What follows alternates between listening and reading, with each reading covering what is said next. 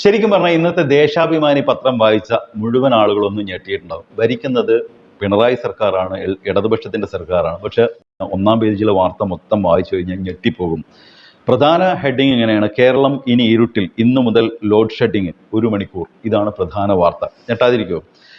പിന്നെ ആ പ്രധാന പേജ്, ഒന്നാമത്തെ പേജിലുള്ള മറ്റു വാർത്തകൾ ഇങ്ങനെയാണ്: ശമ്പളം നൽകാൻ LICയിൽ നിന്ന് കടമെടുക്കാൻ സർക്കാർ, ആനവണ്ടികൾ കട്ടപ്പുറത്ത്, പൂട്ടലിന്റെ വക്കിൽ KSRTC, കുട്ടികൾ എവിടെ പോയി പഠിക്കും, 40% സ്കൂളുകളും അടച്ചുപൂട്ടൽ ഭീഷണിയിൽ, ഇടമൺ കൊച്ചി ട്രാൻസ്മിഷൻ ലൈൻ അനിശ്ചിതത്വത്തിൽ, മരുന്നില്ലാതെ ആശുപത്രികൾ, പരീക്ഷ എഴുതിയത് പാഠപുസ്തകങ്ങളില്ലാതെ, വില കുതിക്കുന്നു നോക്കുകുത്തിയായി സിവിൽ സപ്ലൈസ്, ഖജനാവ് കാലി, നിത്യച്ചെലവിന് കൈനീട്ടം, സാമ്പത്തിക വർഷത്തിൽ അവസാന ദിനം ട്രഷറി കാലി, എങ്ങും എത്താതെ ഗെയിൽ പൈപ്പ് ലൈൻ പദ്ധതി, ദേശീയപാത വികസനം മതിയാക്കി അതോറിറ്റി. അവിടെ നമുക്ക് ഏകദേശം ഒരു ഐഡിയ കിട്ടും. ടാറിനും കുടിശ്ശിക, റോഡ് പണി നിലച്ചു, ഓണത്തിനും ക്ഷേമമില്ല, പെൻഷനുകൾ മുടങ്ങിയിട്ട് 18 മാസം. സംഭവം മനസ്സിലായല്ലോ. 10 വർഷം മുമ്പുള്ള UDFന്റെ കാലത്തെ വിവിധ വാർത്തകൾ, 5 വർഷത്തെ UDF ഭരണ സമയത്തുണ്ടായ വിവിധ വാർത്തകൾ ഒന്നുകൂടി കൃത്യമായിട്ട് പറഞ്ഞാൽ 2011 മുതൽ 2016 വരെയുള്ള ഉമ്മൻചാണ്ടി മുഖ്യമന്ത്രിയായ കാലയളവിൽ വന്ന വിവിധ വാർത്തകളാണ് ദേശാഭിമാനി ഇന്നത്തെ അതിൻ്റെ ഒന്നാം പേജിൽ കൊടുത്തിരിക്കുന്നത്. അത് ആദ്യം കണ്ടപ്പോൾ ഞെട്ടാൻ കാരണം ഇപ്പോഴത്തെ സംഭവമാണോ എന്ന് കരുതിയിട്ടാണ് ഞെട്ടിയത്. എല്ലാം അന്നത്തെ വാർത്തകളാണ്. വാർത്തകൾ വന്ന ഡേറ്റ് വരെ അതിൽ കൊടുത്തിട്ടുണ്ട്. 2012 സെപ്റ്റംബർ 17, അതേപോലെ 2014 ഏപ്രിൽ 1, അങ്ങനെ ഓരോ വാർത്ത വന്ന ഡേറ്റും അതിൽ കൃത്യമായി കൊടുത്തിട്ടുണ്ട്. ഇത് യഥാർത്ഥത്തിൽ എന്താണ്? മറവി ബാധിച്ച മനുഷ്യന്റെ മനസ്സിലേക്ക് ഒരു ടോർച്ച് തെളിയിക്കുകയാണ് 10 വർഷം മുമ്പുള്ള ഈ കേരളത്തിന്റെ അവസ്ഥ. ഇത് മറവി എന്ന് പറയുന്നത് സാധാരണ ഞാൻ പറയാറുണ്ട്, മറവി ഒരു അനുഗ്രഹമാണ് മനുഷ്യനെ സംബന്ധിച്ചിടത്തോളം. എന്നാൽ മറവി ഒരു ശാപം കൂടിയാണ്. 10 വർഷം മുമ്പുള്ള UDFന്റെ ഭരണകാലം നമ്മളിൽ പലരും മറന്നു. പ്രത്യേകിച്ച് യുവാക്കൾക്കൊന്നും ഓർമ്മ ഉണ്ടാവാനേ സാധ്യതയില്ല. ഇപ്പോൾ ഒരു പുതുതായിട്ട് വോട്ടറായി വന്ന ഒരാളെ സംബന്ധിച്ചിടത്തോളം അയാൾക്ക് 18 വയസ്സാണ് ഉണ്ടാവുക. 10 വർഷം മുമ്പ് എന്ന് പറഞ്ഞാൽ അയാൾക്ക് 8 വയസ്സാണ്. 8 വയസ്സ് പ്രായമുള്ള സമയത്ത് അതിന് മുമ്പുള്ള 5 വർഷം എന്ന് പറഞ്ഞെങ്കിൽ അയാളെ സംബന്ധിച്ചിടത്തോളം 3 മുതൽ 8 വയസ്സ് വരെയുള്ള സമയമാണ്. അയാളുടെ മനസ്സിലൊന്നും ഉമ്മൻചാണ്ടിയുടെ ഭരണത്തെക്കുറിച്ച് ഒരു ഓർമ്മയുണ്ടാവില്ല. അപ്പോൾ ബാക്കിയുള്ളവരോ, മുതിർന്ന ആളുകൾ പോലും 50 60 വയസ്സുള്ള ആളുകൾ പോലും 10 വർഷം മുമ്പുള്ള പലതും മറന്നുപോയി. ആ മറവി ബാധിച്ച മനസ്സിലേക്കുള്ള ഒരു ടോർച്ച് തെളിയിക്കലാണ് യഥാർത്ഥത്തിൽ ഇന്നത്തെ ദേശാഭിമാനിയുടെ ഫ്രണ്ട് പേജ് ചെയ്തത്.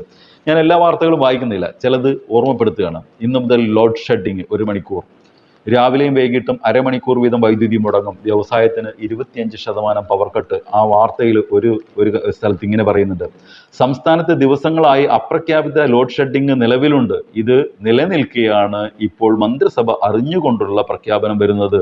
ഇതല്ലാതെ മറ്റു മാർഗമില്ലെന്നാണ് സർക്കാർ നിലപാട്. കേന്ദ്രത്തിൽ നിന്ന് കൂടുതൽ വൈദ്യുതി കിട്ടുമെന്ന പ്രതീക്ഷയില്ലാത്തതിനാൽ തുലാവർഷം ശക്തമായി ലഭിച്ചാലേ ലോഡ് ഷെഡിങ് ഒഴിവാക്കുന്ന കാര്യം ആലോചിക്കാനാവൂ എന്ന നിലയിലാണ്. UDF ഭരിക്കുന്ന കാലം വാർത്ത വന്നത് 2012. 2012 കേന്ദ്രം ഭരിക്കുന്നത് ആരാണെന്ന് ഓർക്കുക. എന്നിട്ട് വേണം ഈ വാർത്തയെ സമീപിക്കാൻ.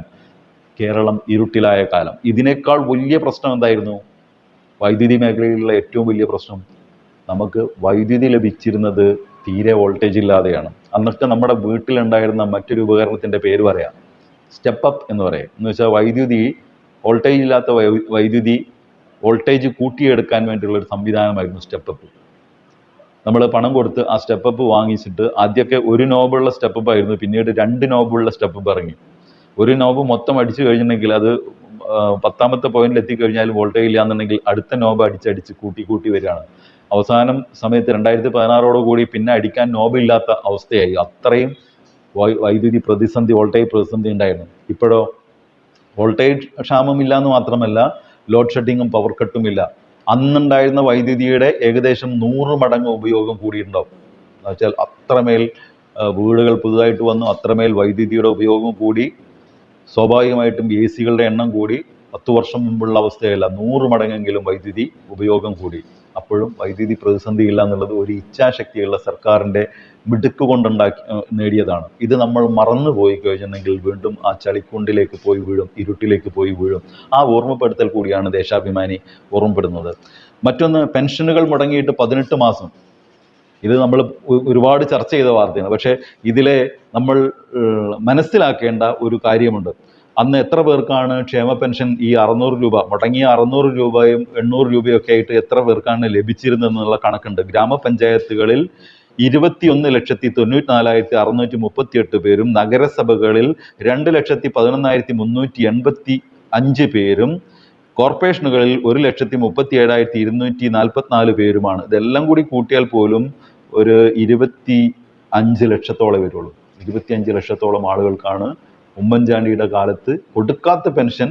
അത് അന്ന് മൊത്തം വിതരണം ചെയ്യേണ്ടിയിരുന്നത് 25 ലക്ഷം ആളുകൾക്കാണെങ്കിൽ ഇന്ന് അത് 62 ലക്ഷമായിട്ട് ഉയർന്നു. ക്ഷേമ പെൻഷനുകൾ മാത്രം. പിന്നെ സ്ത്രീ സുരക്ഷാ പെൻഷൻ വേറെയുണ്ട്.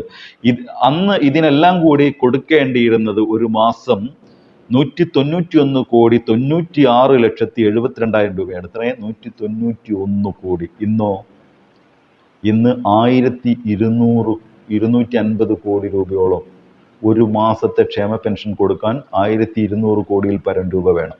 അതുകൂടാതെ സ്ത്രീ സുരക്ഷാ പെൻഷൻ വേറെയുണ്ട്. അപ്പോൾ ശരാശരി ഒരു മാസം ക്ഷേമ പെൻഷന് വേണ്ടി മാത്രം, ഈ സ്ത്രീ സുരക്ഷാ പെൻഷനും ഈ ക്ഷേമ പെൻഷന് വേണ്ടി മാത്രം ഉപയോഗിക്കുന്ന തുക അന്നുള്ള UDF സർക്കാരിൻ്റെ എത്ര മടങ്ങാണെന്ന് നിങ്ങളൊന്ന് കാൽക്കുലേറ്റ് ചെയ്ത് നോക്കിയേ. ഞാൻ പറഞ്ഞു വന്നത് KSRTC ആയാലും വൈദ്യുതി അല്ല, ഇതിൽ വലിയ കൗതുകമുള്ളത് KSRTC മന്ത്രിയും വൈദ്യുതി മന്ത്രിയും ഒരാളായിരുന്നു, ആര്യാടൻ മുഹമ്മദ്. ആര്യാടൻ മുഹമ്മദ് ഈ KSRTCനെ കുറിച്ച് പറഞ്ഞത് ഇപ്പോൾ അടുത്ത കാലത്ത് നമ്മൾ ആ വീഡിയോ കണ്ട്, പഴയ വീഡിയോ. KSRTC തനിയെ നിന്നു പോകും, വകുപ്പ് മന്ത്രി പറയാണ്. വൈദ്യുതി മേഖലയിലെ പ്രതിസന്ധിയും പരിഹരിക്കാൻ കഴിയുന്നില്ല. KSRTC നഷ്ടത്തിലായ ആ KSRTCയെയും രക്ഷപ്പെടുത്താൻ പറ്റുന്നില്ല. 124 കോടി രൂപ ഒരു മാസം നഷ്ടമാണെന്ന് അന്ന് പത്രം എഴുതുകയാണ്. 124 കോടി രൂപ ഒരു മാസം നഷ്ടമാണെങ്കിൽ ഒരു വർഷം 1,500 കോടി രൂപയോളമാണ് നഷ്ടം. ഇതായിരുന്നു അന്നത്തെ അവസ്ഥ. ആ കാലം തിരിച്ചു വരണമെന്നുള്ളതാണ്. നമ്മുടെ മാധ്യമങ്ങൾ പലപ്പോഴും ഇതെല്ലാം മറച്ചു വെച്ചുകൊണ്ട് ഇപ്പോഴത്തെ സർക്കാരിനെയും സർക്കാർ സംവിധാനങ്ങളെയും ആകെ ഇകഴ്ത്തി കാണിക്കാനും പഴി പറയാനും ശ്രമിക്കുമ്പോൾ നമ്മൾ വോട്ടെങ്ങാനും മറിച്ച് ചെയ്തു കഴിഞ്ഞിട്ടുണ്ടെങ്കിൽ ഇതേ ഇരുട്ടിലേക്ക്, ഇതേ ചളിക്കുണ്ടിലേക്ക് പോയി പതിക്കുമെന്ന കാര്യത്തിൽ ഒരു തർക്കവുമില്ല എന്ന ഓർമ്മപ്പെടുത്തലാണ് ദേശാഭിമാനി ഇന്ന് ചെയ്തിട്ടുള്ളത്. പരമാവധി ആളുകളിലേക്ക് ഇന്നത്തെ ഈ വീഡിയോ ഷെയർ ചെയ്ത് കൊടുക്കുക. മറ്റൊരു വീഡിയോ ആയിട്ട് വരുന്നവരെ എല്ലാവർക്കും ഗുഡ് ബൈ.